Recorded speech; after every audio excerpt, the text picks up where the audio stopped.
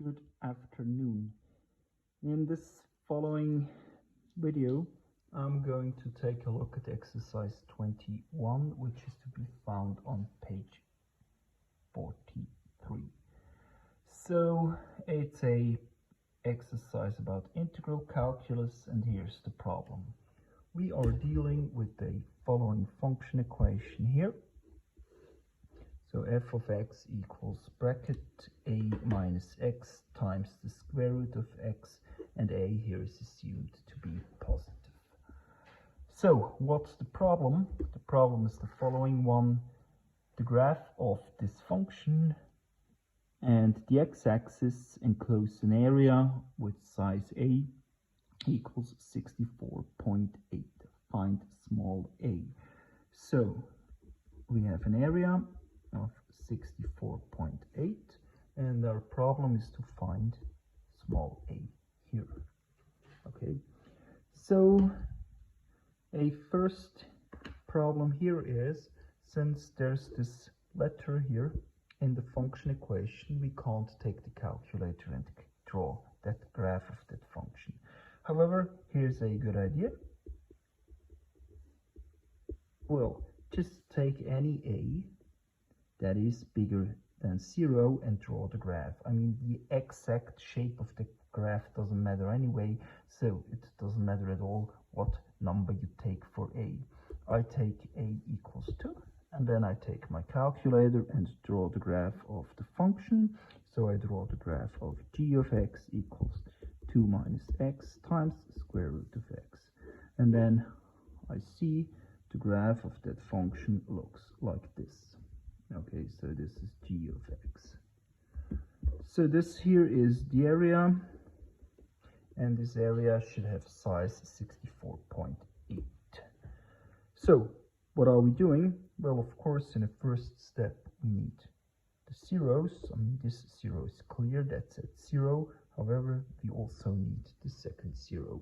So let us consider the zeros of our function f. Setting f equal to 0 leads to a minus x times square root of x equals 0. And now you see here we have a product. So if a product is 0, one of the two factors needs to be 0. So this means if the whole thing here is 0, either a minus x is 0 or square root of x equals 0. Now a minus x is 0 just in case a equals x, and square root of x equals 0 just in case x equals 0. So you see here, first 0 here is at 0 and the second 0 is at a. So now we can take the integral in order to calculate the area. So we take the integral from 0 to a of f of x dx. And this should be 64.8, and well, this here will give us an equation, and we can then solve that equation for a. The main problem with this exercise here is how to find the antiderivative of this function here. So let us start with that. So f of x is defined by a minus x times square root of x. Okay, in order to get the antiderivative of that, well, in the first step we eliminate the brackets. So it's a times the square root of x minus x times the square root of x. And as explained in my script, next step is write the square roots as exponents. Square root of x is x to the power of 1 over 2. And in the last step here, use the laws of exponents to combine these two things. I mean, x standing alone is x to the power of 1. So we have a times x to the power of 1 over 2 minus x to the power of 1, x to the power of 1 over 2. So it's 1 plus 1 over 2 is 3 over 2. So this is my function, and now I take the antiderivative of that one.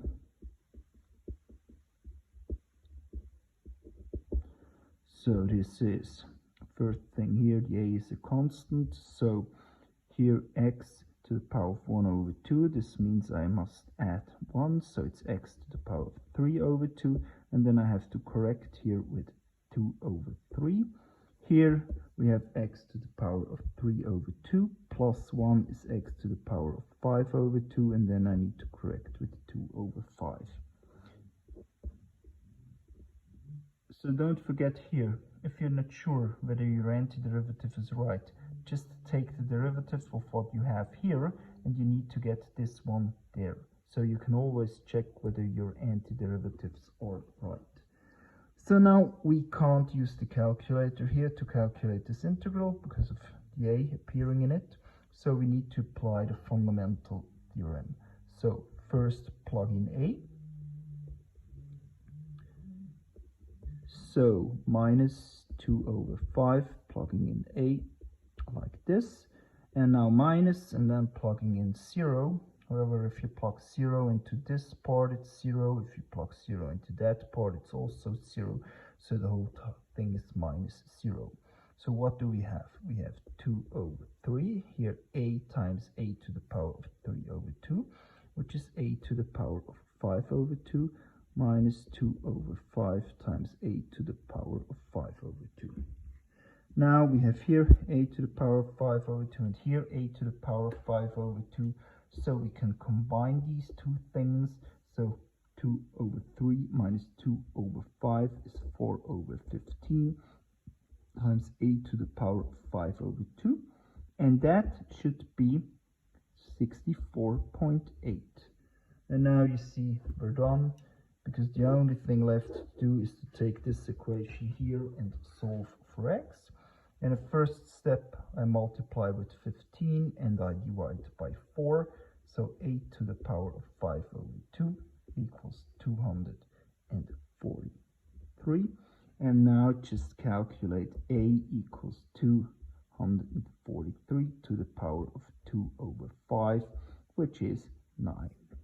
So a equals 9, and that's the exercise. Well, you see here, the main problem is here finding the antiderivative. Everything else shouldn't be that big a problem. Thanks for watching. See you soon. Bye.